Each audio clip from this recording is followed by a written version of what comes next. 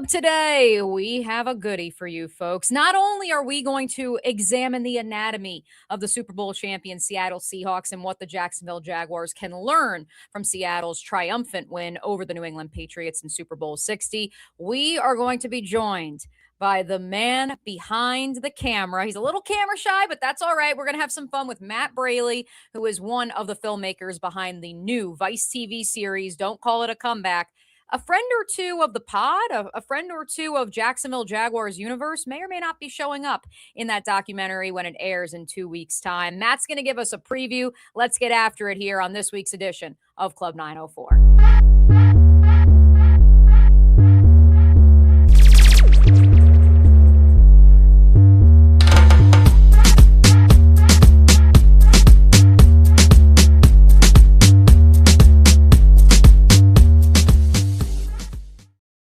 What is going on, party people? Mia O'Brien here. We do this little show called Club 904 each and every Tuesday here on the Action Sports Jacks 24/7 network. And of course, you can catch us on demand at any time at Action Sports Jacks on YouTube, as well as wherever you get your podcast. Shout out to the homies, as Dell puts it, who are hanging out on Twitter watching us. Those of you watching on Twitch, Facebook, actionnewsjacks.com. So many ways that you can interact with the program, and we encourage you to do so today.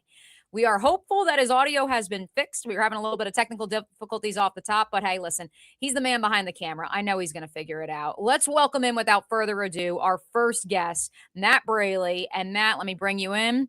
Let me hear a mic check, Matt. Oh, hello. We got him. See, we just had to go live with the live stream. And so we're really excited to have Matt. Brent just teased it as he signed off on Brent and Austin, because not only is this going to be a documentary that features the Jacksonville Jaguars, of whom this podcast and this program, and quite frankly, this entire CBS Fox live streaming channel is all about, or at least mostly.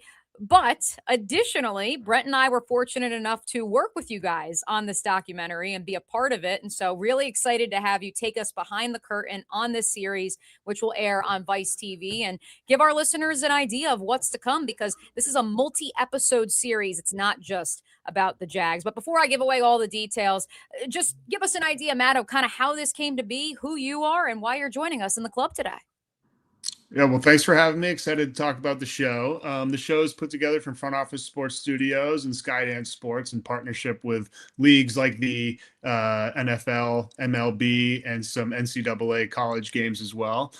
We did 8 episodes for Vice TV, 5 NFL stories, including the Jacksonville story with the Chargers, which is one of my favorites, and it's our season finale. So I mean, that just shows how much we love this episode. But yeah, it was really cool just to sort of study the sort of art of the comeback and talk to all of these athletes and people who, like yourself, were on the ground, experiencing these comebacks in the moment and seeing all the similarities and the differences, and how just when you think it can't happen, that's exactly when it seems to unfold. But yeah, the show's awesome. It's, all about the highs of those that actually pulled it off, the lows who had no excuse to lose this game, and somehow they did. We interview, the athletes from both sides, a lot of the media from both sides. And then, we have great partners with the leagues that give us the game footage and the sort of behind the scenes NFL films style footage. Really helps to tell these stories well.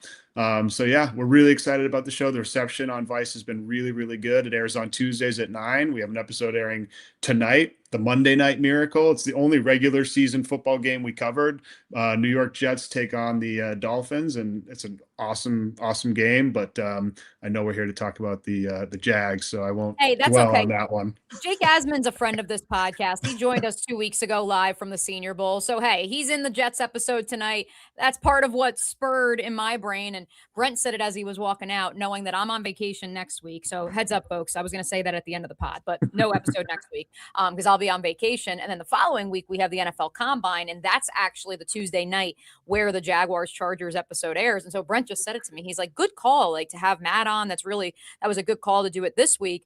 And I said, honestly, I saw Jake Asman post it, and that was really what spurred my brain of, we should probably have Matt on to not only plug the episode with the Jags, but also the series as a whole. Let me get your one shot set up, Matt. And as I do so, stand by. Perfect. And as I do so, Matt, let's go to kind of the genesis of this. When was this project first pitched to you? Why was the idea of a comeback and a series of some of the greatest comebacks in all of sports, not just the NFL? Why was that something that appealed to you? So, I mean, I love sports, and so this idea came to me in, I believe, June of 2025. We put this show together extremely quick, especially with all the interviews that we had to try to cover. I was on the road, more than I've ever been, really, for about 6 months nonstop. My director of photography, Jordan, and I, who you met, we would be shooting in one city, and next day we're on our way across the country, shoot there. Next day we're on our way back across the country because it's when Doug Peterson's available, whoever it might be, our schedules, completely folded over to our talents' schedules. I forgot the first part of your question, but I mean, I love sports. I'm a New England Why fan, comeback though? unfortunately for Yeah. me. So when they first brought this, this show to me, I'm like, yes, let's do it. We're going to do the comeback with the Patriots and the Falcons. They're like, we're not doing that one. And I'm like, oh, son of a bee. We Why wanted not? to, well, we wanted to avoid, which I think is the right call. We wanted to avoid stories that have been told already, right? Okay. So I'm also a Red Sox fan, so we avoided telling the 2004 comeback story of the Red Sox. Although I did find a way to get the 2007 ALCS comeback story from the Red Sox in there. That episode already aired, which was a good one. But yeah, I mean, the comeback in general is such a great and compelling story in general. And that's, as a sports fan, I'm often surprised by how dumb I can be. And when we started looking into these stories, I was telling my fellow producers, I'm like, it's all here. There's nothing we need to figure out. We're looking at the best games of all time, the most exciting, nail-biting games of all time. It's all there for us. We don't have to reinvent the wheel here at all. We just need to hear it from the people that were there, and it's done. And not to sort of minimize what we did, I'm really proud of the show. It looks fantastic. It sounds great. The pacing is there.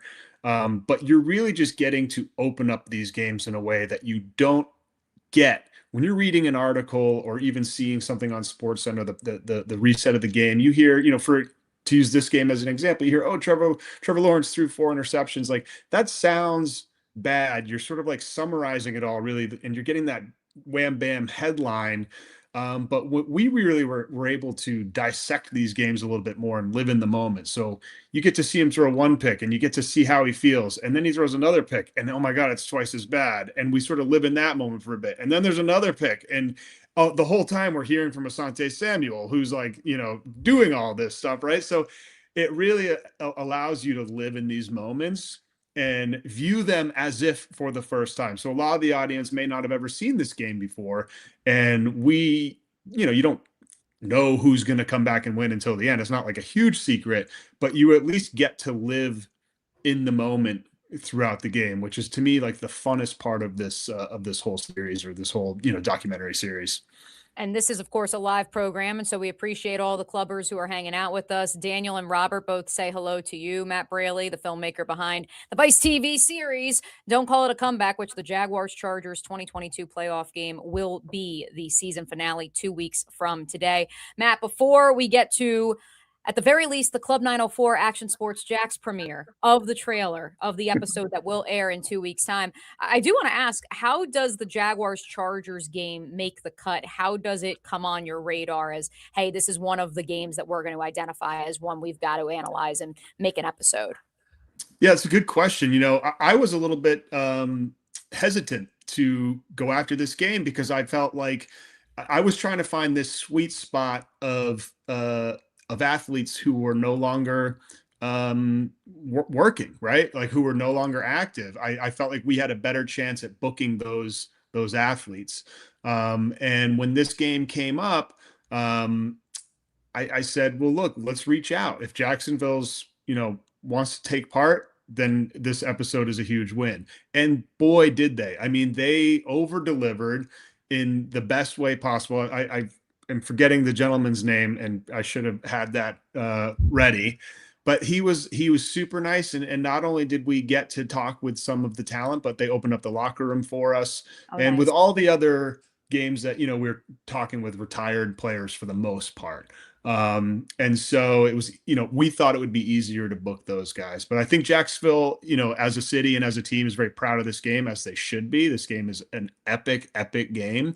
I told Trevor Lawrence, this is the type of game that makes a quarterback bulletproof moving forward, because if you can sort of survive this and then excel based on it, like, you're never out. And that, I mean, what better armor can you put on as a quarterback to have that?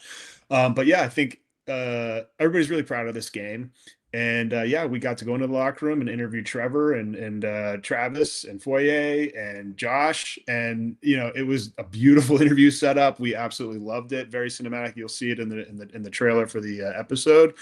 And then, of course, getting to chat with you and Brent and JP for his dark takes on everything, which was hilarious. Oh no. No, he was great. What did I was going to say? He at the end of the game, he said something like, when he came back on the air, he said something like, yeah, it's exactly how they planned it, or something along those lines. I think you had sort of a similar, joke about it, where it's like, yeah, we had him right where we want him. I think that's what you were saying, and it's so good. It had to be the Jags. It was always the Jags. That's what it was. I love that line from you, Mia. That's in the cut. And as long as Dewey Wingard and his dad don't come after me now looking for copyright infringement. I think I did follow up by saying copyright Andrew Dewey Wingard, since he did file the trademark afterwards. Someone in the stands had a sign, and so we matched that to your great interview line about that. So yeah, I mean, this story in particular is just, it's so exciting. It's so fun. And again, to be able to live in the moment and not just talk about it in hindsight, because this is done in hindsight, right? Like, you can Google it immediately and find out who won the game. But just being able to put yourself back in those, in that seat of like not knowing what's going to happen. It's just, the excitement of this game is unbelievable. And we got Coach Doug Peterson was phenomenal, very gracious with his time. And to hear, you kind of hear from all the different points of view. I mean, to think about what's it like to be a head coach and your quarterback is imploding in, the city's first playoff game in years. And what's it like to be the quarterback who is imploding, it's like, and then what's it like to be this defensive back on the Chargers who's having the game of his life. I mean, Brent put it really well. He said, we're putting this guy in the Hall of Fame.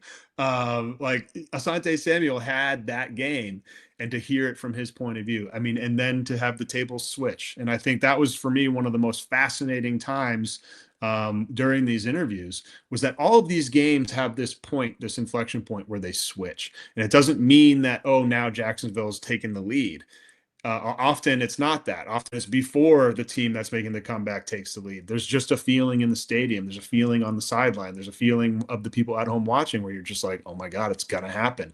And it's unstoppable. It's happening. And that inflection point is something that was felt by every single person I interviewed. And we all talked about it. And it's like, it's hard to even put words to it, but I get goosebumps thinking about it now, because it's so amazing. It's so cool. And it's just so exciting. And I think that's one of the things that Don't Call It a Comeback highlights, is that moment. You can still be behind by 10 or 15 points, but the game's over. They might as well get on the plane because they're losing this game. And it seems impossible, but it's not. All I know is, after listening to you, and this is despite the fact that I was interviewed and we went from literally my walk through the parking lot that day all the way to the end of the game at 2 a.m. leaving Everbank Stadium, I want to run through a wall right now. I know our listeners who are commenting right now on YouTube are feeling the same, and those listening on demand are feeling the same ethos. Just so you guys know, Matt just sent me the trailer. So we are all about to watch this. Matt has seen it, obviously, but you, me, we are all about to watch this in real time. So let's cue it up. Let me get myself situated. We're going to remove that. We're going to add Matt. There we go. All right, folks. Hope you're ready. Here is the official trailer. Don't Call It a Comeback with the Jacksonville Jaguars. No, the video file doesn't have a video track. Oh my goodness. Don't do me like that. Come on now. Is it because it's not an MP4? Let me try to make it an MP4. Oh my goodness, that's going to really be a bummer, Matt, because this is like, you have me so hyped right now. I'm like ready to literally run through a wall. Let's see if we can get this as an MP4. Hopefully that'll let us. And if not, we'll figure out use MP4. Let's see if it'll let me. And if not, don't worry, folks. We're going to post it right away. Yeah. Okay. It's still not letting me. Come on, man. We built it all the way up. That's all right. I'm going to post it as soon as we get off the air here. I'm going to make sure I post it, but then it'll be on my channel. And then I'll make sure Brent also shares it on the Action Sports Jacks channels because, yeah, guys, this is, it's going to be a good one. I'm so excited. For those who, since we won't be able to watch the trailer here live on Club 904, Matt, just let us know who, so you were able to interview several Jaguars players. Who are some of the other folks? Because the list of people that you guys interviewed for this series, by the way, I think the representative who helped you, and even if it wasn't him, I owe him. So we'll say it was John Dever. It was. There we go. Shout out to John. Great neighbor. Great director of PR for the Jags. Let the record show. Incredible. So yeah, shout out to John Dever. And never say I didn't say any nice about John. But anyways, let us know some of the other folks who are going to be in the episode 2 weeks from today, folks. But of course, there have been episodes the last few weeks. The Jets, Miami Dolphins, Monday Night Miracle is tonight. But who else is in the Jaguars-Chargers episode?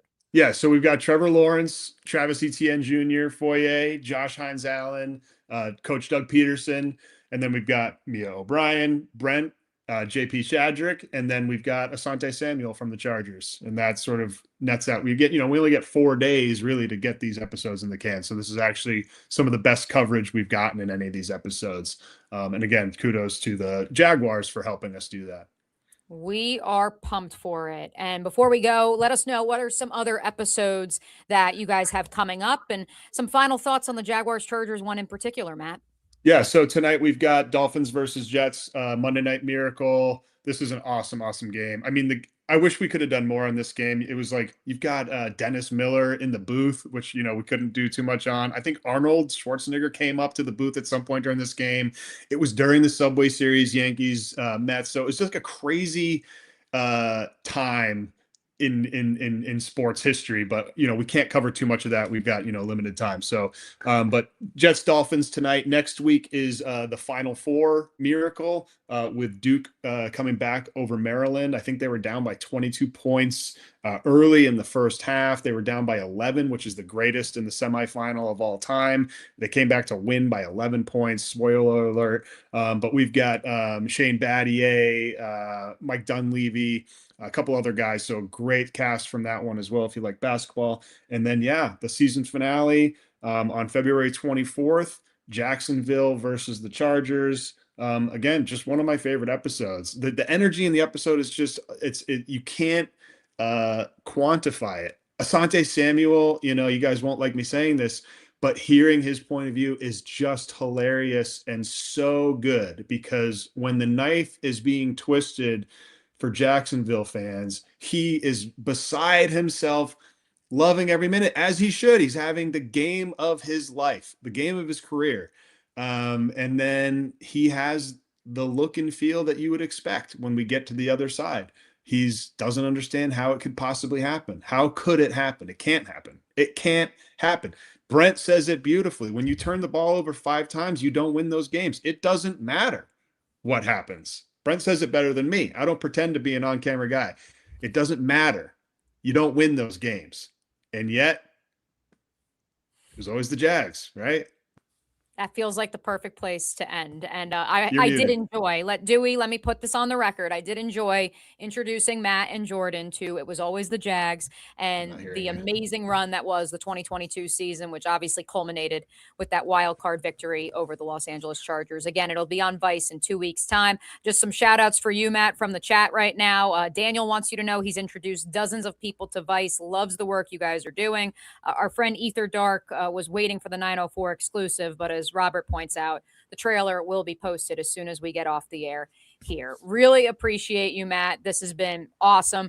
You say you're not hearing me. Let's hope that that's just on your end. Hopefully you can still hear me. Maybe he can't. Okay. Hopefully you guys can hear me. Matt, thank you so much. We really, really appreciate it. Thank you for rolling through the technical difficulties. We will talk soon. I will post that trailer as soon as we get done. Thanks, Matt. And there he goes. Again, that's Matt Braley, the man behind the camera lens, behind the producer chair, in putting together the Vice TV series, Don't Call It a Comeback, which will culminate with the season finale episode about the Jacksonville Jaguars come from behind win over the Los Angeles Chargers, in which you will see a friend of the pod or two, not just in that episode, because Jake Asman is in tonight's episode too. So you should go watch Vice TV tonight, folks. It's going to be great. I'm really excited to see tonight's episode.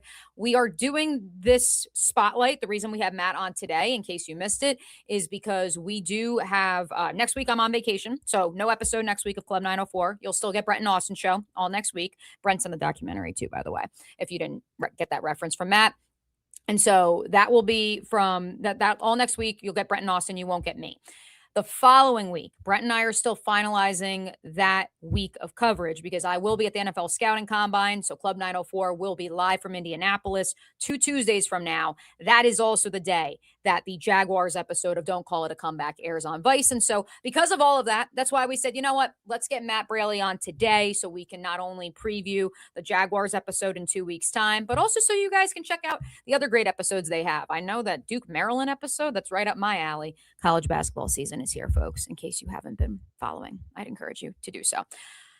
That's the anatomy of a comeback. Now we get ready to examine the anatomy of a champion, what the Jaguars can learn from the Seattle Seahawks blueprint and how they can advance to Super Bowl 61. That is coming up next year on a Tuesday edition of Club 904. People helping people. It's at the core of what Alive Credit Union is all about, and it's been that way for over 70 years. From the start in 1954 to today, the mission remains to inspire financial wellness and give you a financially fit lifestyle. Alive Credit Union and its employees are committed to not only serving their valued members, but also our community here in Northeast Florida. I had a chance to see that commitment firsthand as Alive partnered with our Action Sports Jacks 24/7 team to bring you Armada men's and women's soccer broadcasts. Inside the 18, it is a shot, and it's a goal! Chloe Chivers! And that connection to the community continues with Alive Credit Union's support of the Police Athletic League of Jacksonville. Alive Credit Union's commitment to our community also involves serving the financial needs of all first responders through the recent merger partnership with City and Police Federal Credit Union. Join the community and become a member of Alive Credit Union today. Find out the many ways you can be inspired in financial wellness at alivecu.coop. Most of us know how to throw.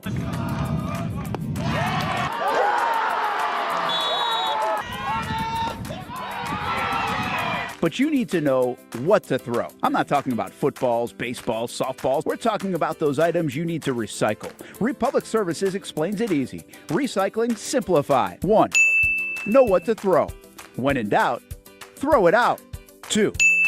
Empty, clean, and dry those materials. It takes an extra minute, but it makes a big difference. And 3. Don't bag it. This makes the recycling process faster and more efficient. This is a look at the Republic Services North Florida Recycling Center. You can make this process even more efficient. By utilizing those 3 steps, Republic Services can help you become a better recycler in your home. Learn more at recyclingsimplified.com. If you look good, you feel good. And the medical professionals here at Ponte Vedra Vein and Aesthetics are here to make you feel your best. I'm on camera every week, and I have a confession to make. I'm not always confident in my appearance. Can you see my dark circles? Is my makeup highlighting my fine lines instead of covering them up? I question it all. So when I found out about the wide variety of procedures here at Ponte Vedra Vein and Aesthetics, I knew help was just one appointment away.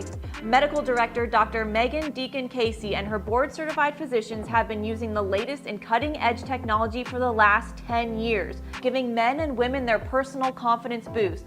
From Botox, fillers, Morpheus 8, and so much more. The hardest part was figuring out what I needed. Thankfully, the medical team walked me through what would work best for me through a free consultation. Come look and feel your best with the team here at Ponte Vedra Vein and Aesthetics. Visit them at one of their 2 locations, either over in Ponte Vedra or on the south side.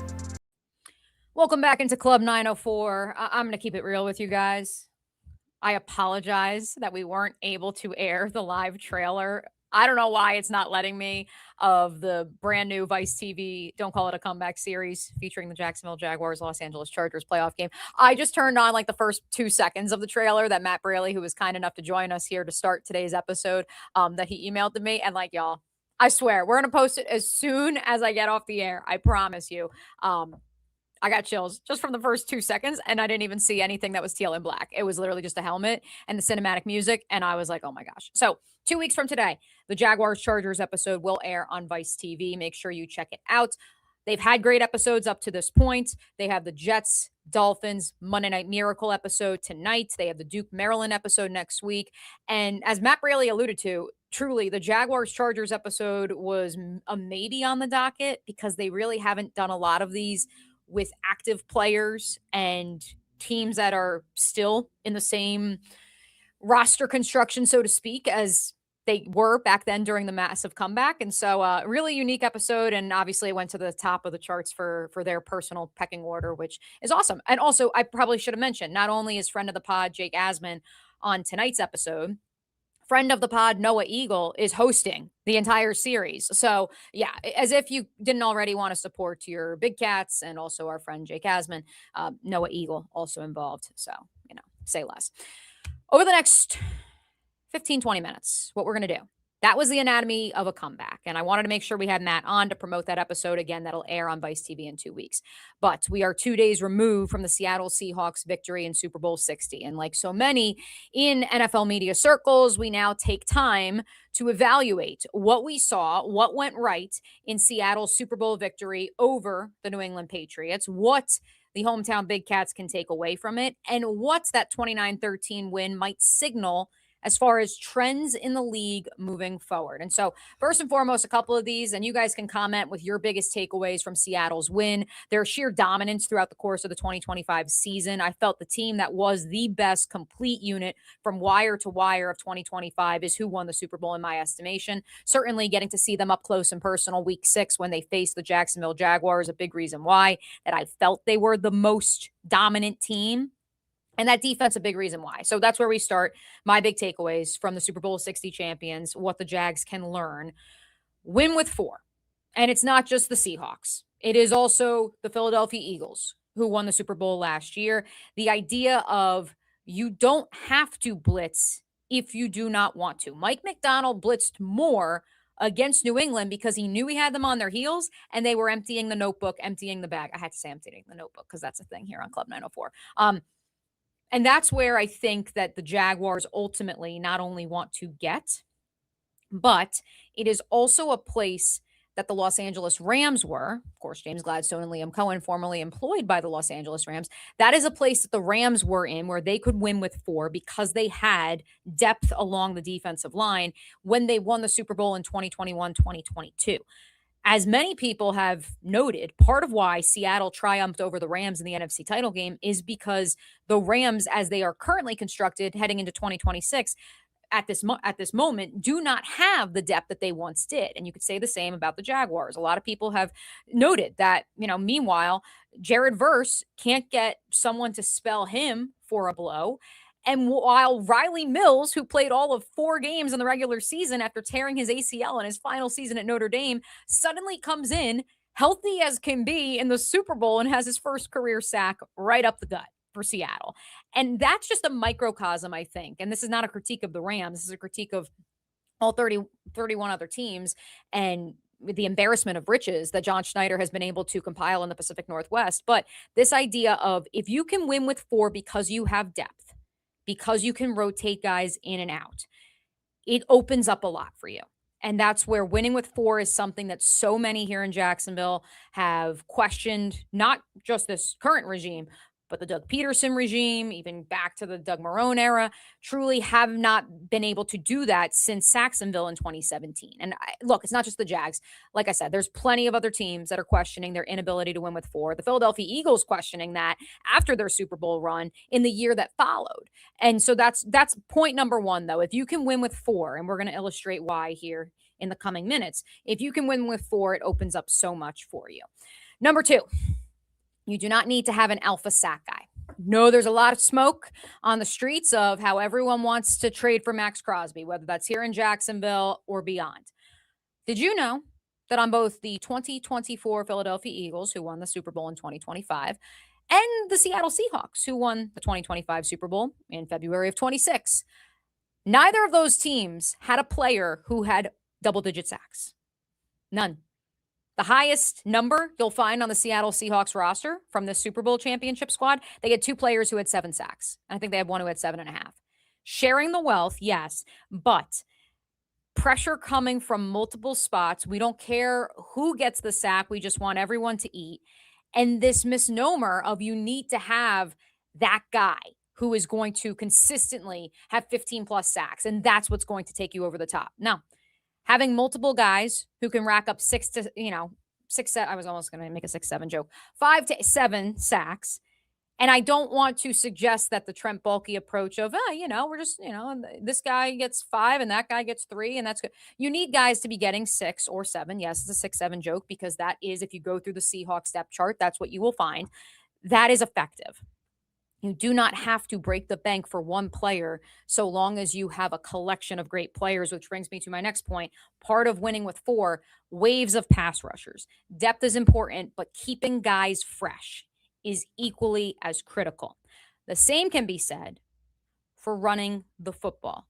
I went down the rabbit hole in preparation for today's show with regards to Kenneth Walker and Zach Charbonnet's usage, because I suppose before Charbonnet tore his ACL in the divisional playoff win, Seahawks fans were upset because they felt like Kenneth Walker wasn't getting enough run, and they felt that Charbonnet, maybe the chemistry, even though they're best friends, and Kenneth Walker had Zach Charbonnet's number written on him in the Super Bowl.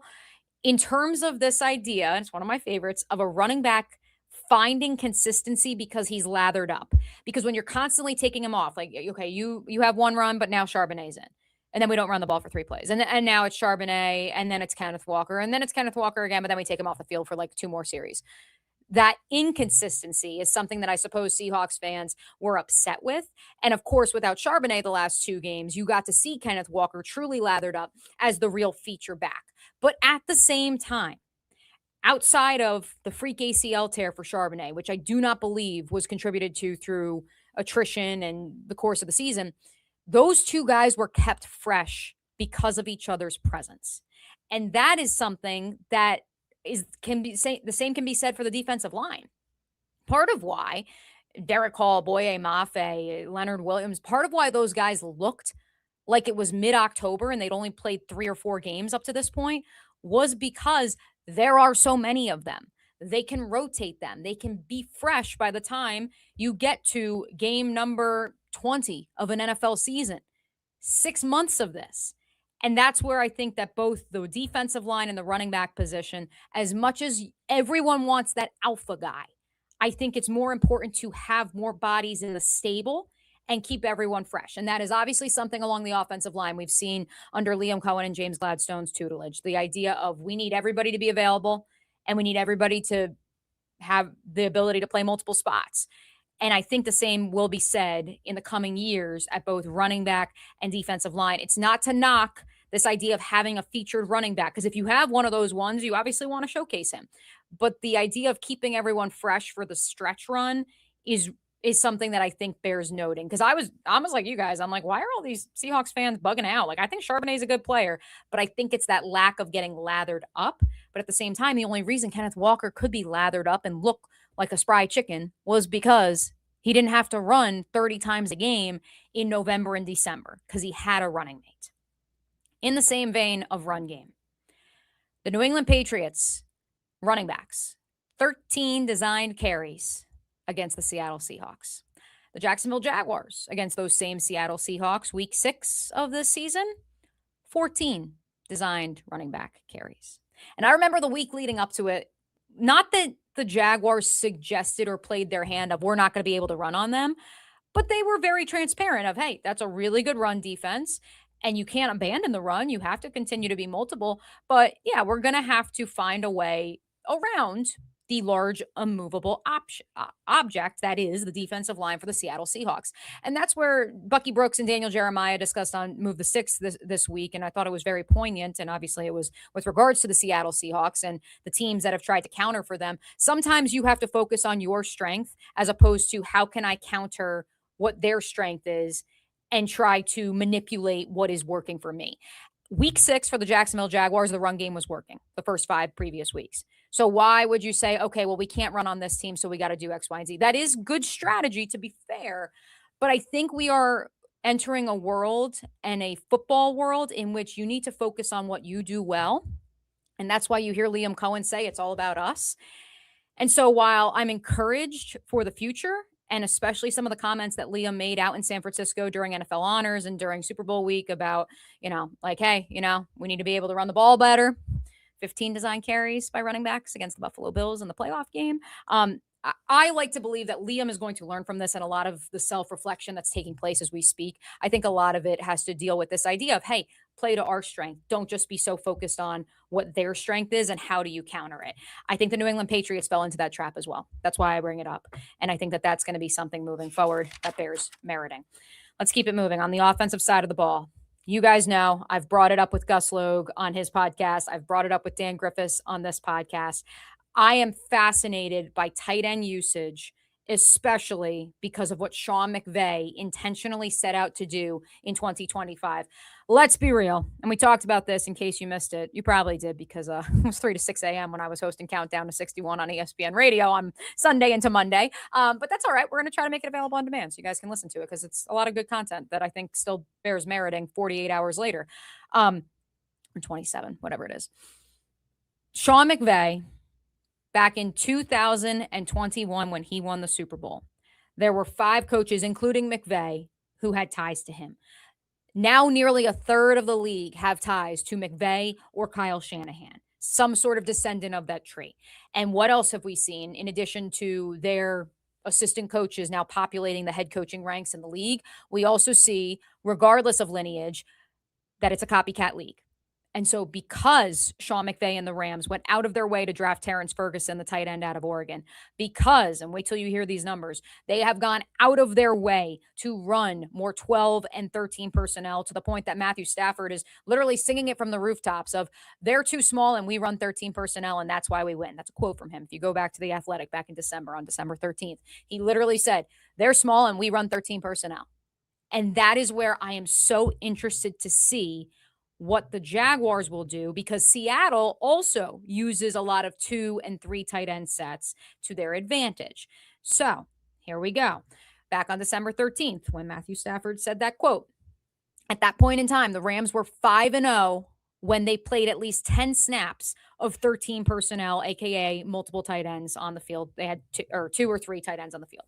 So the Seahawks had against the Patriots 11 personnel, they ran 49.3% of the time in the Super Bowl.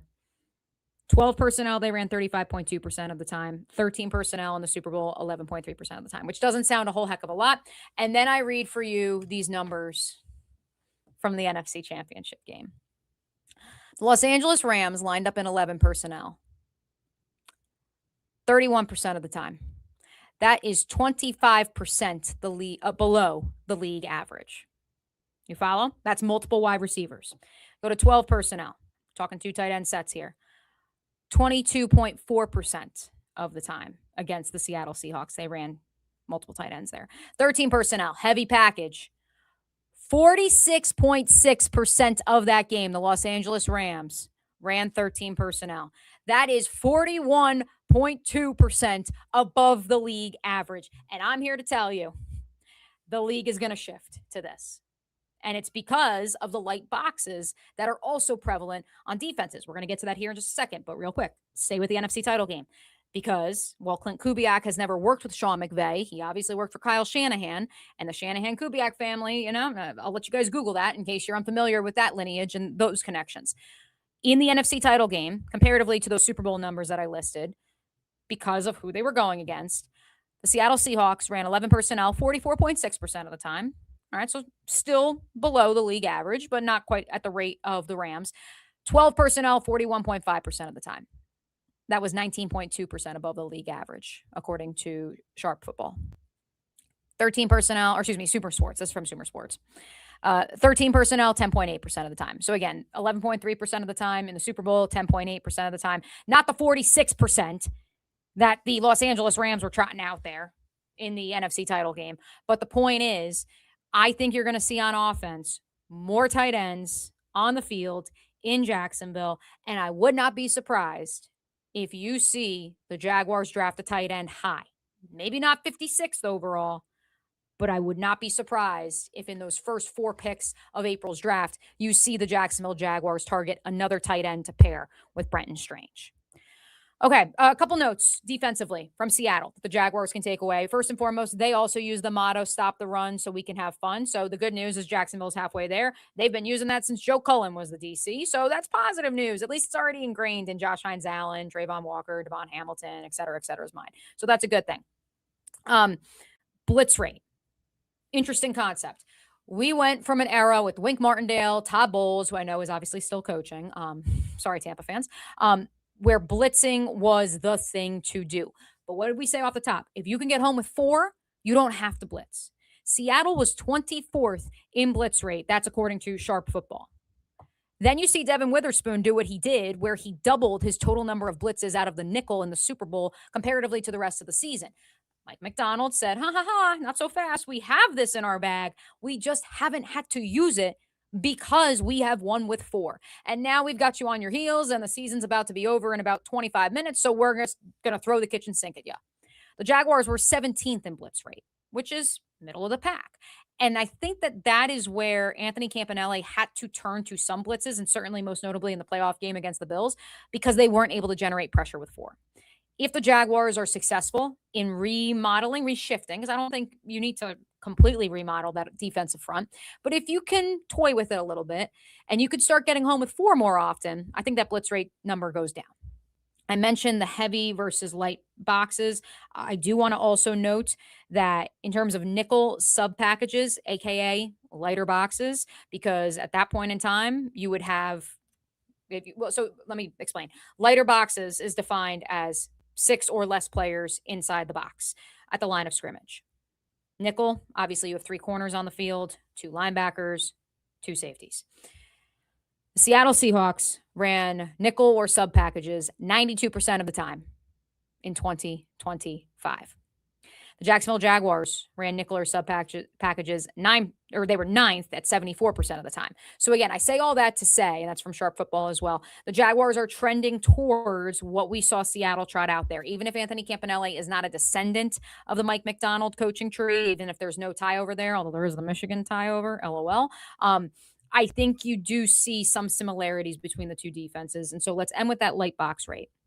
So again, this means you have 6 or fewer defenders in the box along the line of scrimmage. Philly was number 1 this year. 60.1% of the time, they had 6 or less defenders in the box because they win with 4. LA was 2 with 56.1%. Despite the lack of depth, they win with 4 until you go against the Seattle offensive line for 3 quarters and then you're tired. The Seahawks were 4th, 54.4% of the time, light boxes defensively because they run so much nickel and so many sub packages. And the Jaguars were 6th, 49.9% of the time. And I'm not suggesting that going light is the way to go, especially as the rest of the league does start shifting, because I fully expect them to this Sean McVay multiple tight end set look. And so you could see that counterpoint happen as early as this year. But I did want to run through all of those numbers because I think it bears noting where the Jaguars could change and what needs they could address in April's draft, given some of those tendencies league-wide. One thing I'm going to leave you guys with before we take our final time out, then we're going to bring Hamby in here for his takeaways and what the Jaguars can learn from the Seattle Seahawks Super Bowl win. This is from Adam Archuleta of CBS Sports. He tweeted this out right after the game. Here's what I think I'll see when I watch the tape from Super Bowl 60 tomorrow, as in yesterday. Point still stands. Seattle's defense didn't try to outsmart anybody. They just did what they've been doing all year. They had 1 or 2 different third down pressure and a similar rush plan to what they've showed on tape all year. Just one mano-a-mano. The blitz they ran with Witherspoon a half dozen times, the one the Patriots couldn't stop, that design has been around for 20 years. Mike McDonald did not invent the wheel. He just, what does Liam like to say? Focused on us. All 11 players for Seattle's defense knew exactly what they were doing and played faster than the Patriots. Genius isn't tricking people, running exotic blitzes, or using dozens of different coverages. Genius is getting all 11 players on the same page and playing faster than the other team. I could be wrong, but I doubt it. Masterclass by McDonald. Well said. Let's take a quick break. When we come back, we're going to get Hamby's thoughts on the Seattle Seahawks Super Bowl win and what the Jaguars can learn from it, coming up next here on Club 904. See a pit? It ain't legit. When you hear that, you think Bono's Pit Barbecue, a staple in Northeast Florida now for 75 years. A place that feels like home with friendly service, a meeting place for friends, family, or business occasions. On the menu, the corn nuggets are a favorite in our house, but there's something for everyone. Sandwiches, platters, salads, sides, desserts, and family feasts. You see Bono's all over the place in Northeast Florida. You know, there are almost 20 locations in the Jacksonville area now, so stop on by, sit down, and dine in with Bono's. You can also take it to go. There are drive-thrus in many of the locations, and they have delivery options too. Just download the Bono's app to make things easy. I signed up for the loyalty program, and you can too, to get special offers. If Jacksonville is home, few things feel more Jacksonville than Bono's Pit Barbecue. Celebrate 75 years and many more to come. Bono's Pit Barbecue. If you don't see a pit, it ain't legit. Choose your own adventure. It's not just a saying, but a way of life here at Cycles of Jacksonville. And whether it's 2 wheels or 4 wheels, at Cycles of Jacksonville, a great adventure awaits. With brands like Honda, Vespa, Segway, and Triumph, Cycles of Jacksonville has you covered with their inventory featuring a 60,000 square foot building. If 4 wheels is more your thing, check out the largest selection of Honda Talons in the entire county. No matter what you're looking for, Cycles of Jacksonville is going to have the selection you need, all with great financing and rebates. Plus, if you're active duty military, Cycles of Jacksonville will offer you 0% financing along with great discounts for military and first responders. And when you want to get off the road and set sail, Cycles of Jacksonville has you covered with everything you need to get on the water. So if you're ready for a great adventure, let Cycles of Jacksonville be your guide. Located off Atlantic Boulevard, or check out their website at cyclesofjacksonville.com.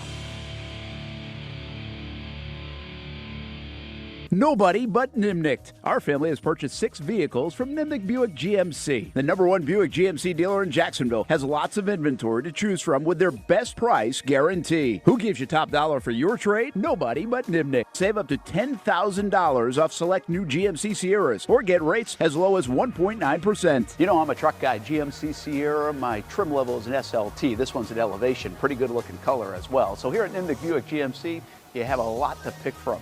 My father-in-law, he drives this, an Enclave, so I feel like that GMC in the family. 2025 is coming around the corner, which means it's almost time to close out those 2024s this summer. You can schedule a test drive at nimnichtbuickgmc.com, and while you're there, check your trade value and customize your payment options. Nimnicht is there for you, even on Sundays. So, who has put in the most years and stands behind a better experience? The answer's simple. Nobody but Nimnicht. Your friends in the car business since 1941. GMC. We are professional grade. Unmuting myself would be good. Thanks, Gene. Welcome into Club 904. Last segment to go of the week. Again, in case you joined us a little bit late, no episode next week as I'm out of town. And then the following week, we will be live at the NFL Scouting Combine. Going to be popping in on Brett and Austin, Action Sports Jacks as well, providing all the latest content, boots on the ground in Indianapolis.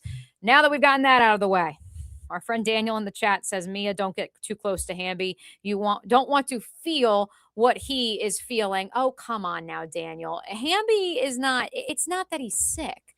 It's that he's coming off of a disappointing loss on the baseball diamond last night. That's why you have no voice. Brutal, yeah. It was our season opener, varsity baseball over there at Covenant, and we got walked off because of an error. So, yeah, the voice is one game in, Mia. It didn't take long.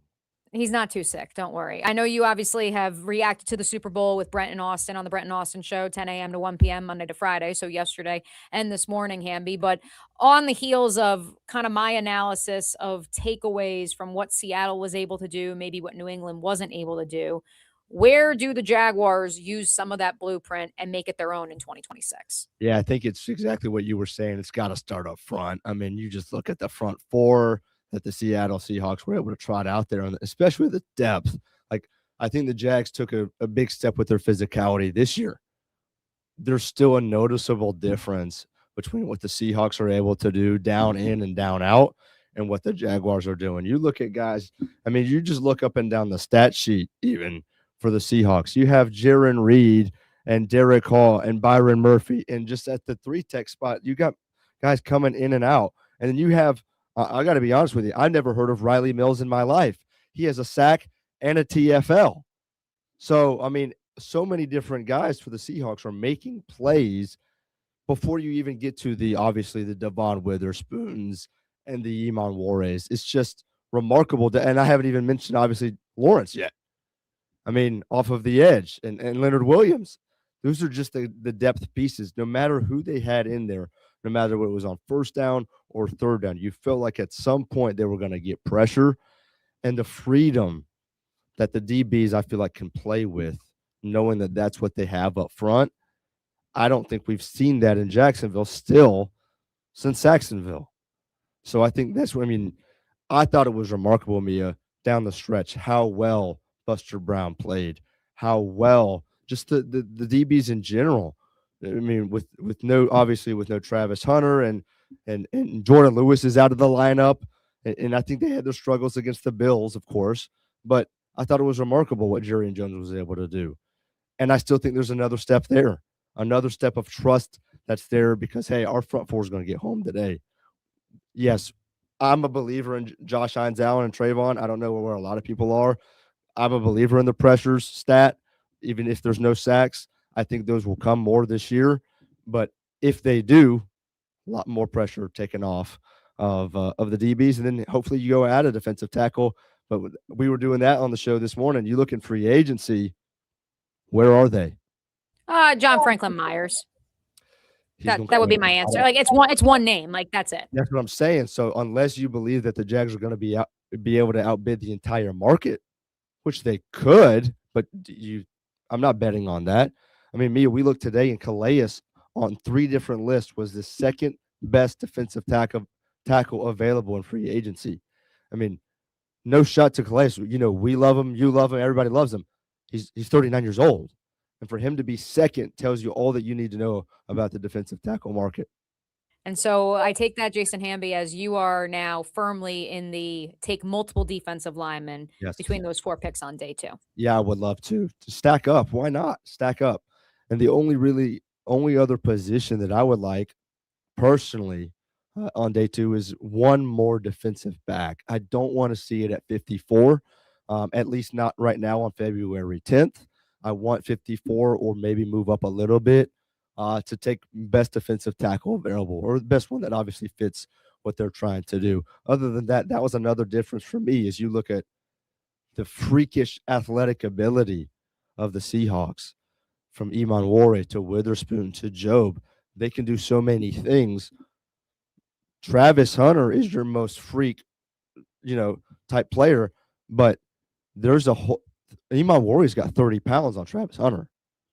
Like Iman Juarez getting in there almost as like a 4-3 linebacker at times and playing run.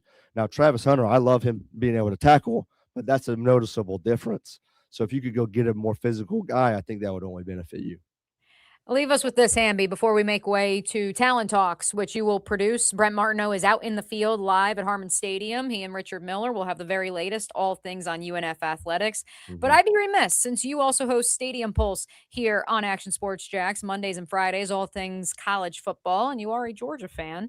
Our friend JP Acosta from CBS Sports joined us last week for a live mock draft. In case you guys missed that, you can go back and listen on demand. He's big on Oscar Delp. Love him. As I just said, I think the Jaguars will use one of their first 5 picks. How does that sound? So maybe not one of the first 4 on day 2, but one of their first 5 picks. I do think they will use on a tight end. He's a guy they probably could get in the 5th round, though, JP said. Your thoughts in terms of him in particular, and I heard from a lot of boots on the ground up in Athens that, these tight ends coming out of Georgia, and obviously Lucky's not available. He's not eligible this year.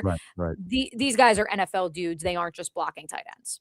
No, I think, if Oscar Delp would be drafted as a pass-catching tight end by somebody, and somebody else would draft him as a run-blocking tight end, and now we're getting to put them together. Like, if it was just a pass catcher, he'd be drafted. If he was just a run blocker, he'd be drafted. He's both.